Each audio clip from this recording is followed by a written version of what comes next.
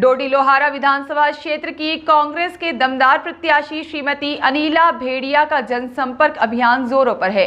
2 बार विधायक के साथ राज्य मंत्री रह चुकी हैं और भेड़िया खानदान का छत्तीसगढ़ राज्य में परचम लहरा रही हैं। श्रीमती भेड़िया, जिनको तीसरी बार टिकट मिलने से वह चुनाव लड़ रही हैं, पिछली बार लगभग 31,000 मत से विजयी हुई थी और चुनाव प्रचार को बढ़ाते हुए सभी समाज से मुलाकात कर रही हैं, जिसके तहत तेलुगु समाज के आंध्र समिति की सभी समाज प्रमुख महिलाओं पुरुषों से उन्होंने मुलाकात की, आशीर्वाद प्राप्त किया।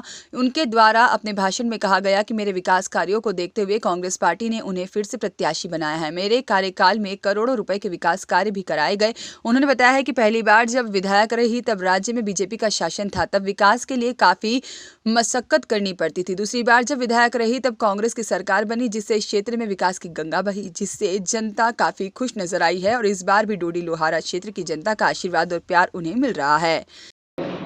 हमारे बीच उपस्थित डोडी लोहारा क्षेत्र की प्रत्याशी श्रीमती अनिला भेड़िया जी, हमारे नगर पालिका के अध्यक्ष भाई सिद्धू नायक जी, हमारे वरिष्ठ हमारे सम्माननीय डॉक्टर अशोक जी, आपके आंध्र समिति के फाउंडर मेंबर सम्माननीय हमारे नवीन कटोरिया जी, विवेक मसीह जी, राहुल शर्मा जी, मूर्ति जी और यहाँ पर उपस्थित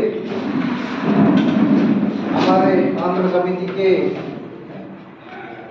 महिला विंग के पदाधिकारी आपसे आशीर्वाद लेने आए हैं, क्योंकि चुनाव का माहौल है।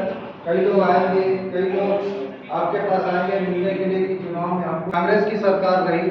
इसके पूर्व में जब 15 साल बीजेपी की सरकार थी तो उन्होंने भी बहुत सारे वादे किए।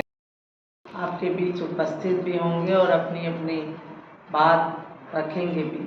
तो हमारे संगीता नायर जी ने बहुत अच्छी बात आप सबको बताई भी और मुझे ऐसा लगता है यहाँ सब शिक्षित लोग हैं, ज़्यादा बताने की आवश्यकता नहीं है, क्योंकि आप लोग मोबाइल भी चलाते हैं, पेपर भी पढ़ते हैं, तो जो कांग्रेस की घोषणाएं हैं वो भी आपके जानकारी में है और बीजेपी की घोषणाएं हैं वो भी आपकी जानकारी में है।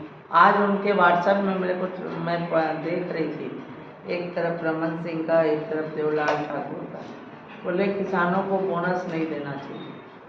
क्यों नहीं देना चाहिए भाई? बोनस हमारे अन्नदाता हैं छत्तीसगढ़ के। खैर आप लोग यहाँ किसान नहीं होंगे, पर एक उनकी सोच है, वो सोच को आप लोग को बता रही हूँ।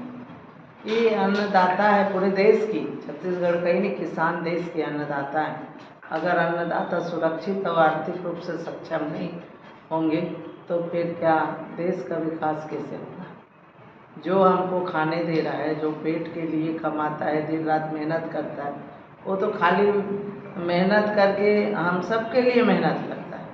तो ऐसे लोगों के लिए अगर बीजेपी के लोगों की ये सोच रहेगी तो वो क्या करेंगे? क्योंकि उन लोग बड़े बड़े उद्योगपति, बड़े बड़े व्यापारियों, अडानी अंबानी जैसे लोगों को आगे बढ़ाने का काम करते हैं। और हमारे कांग्रेस के साथी लोग, हमारे वरिष्ठ लोग, किसान, गरीब, मध्यम वर्ग, जो आज इस तरह के लोग रहते हैं, निवास करते हैं, ऐसे लोगों को आगे बढ़ाने का काम करते हैं। आज आप सब बीएसपी के कर्मचारी होंगे, पर आपके बच्चे अगर गवर्नमेंट कॉलेज में पढ़ते हैं तो वो ये नहीं सोचेंगे हमारे कांग्रेस पार्टी कि आप सर्विस करने वाले बच्चे के हैं, कि आप किसान के हैं, कि आप गरीब के हैं, कि आप बेरोजगार के बच्चे हैं। वो सब के लिए गवर्नमेंट कॉलेज में निःशुल्क इलाज निःशुल्क आपके ट्यूशन फीस, एडमिशन फीस निःशुल्क रहेगा। तो ये हम लोगों के लिए जो कहीं। नीलेश श्रीवास्तव की रिपोर्ट।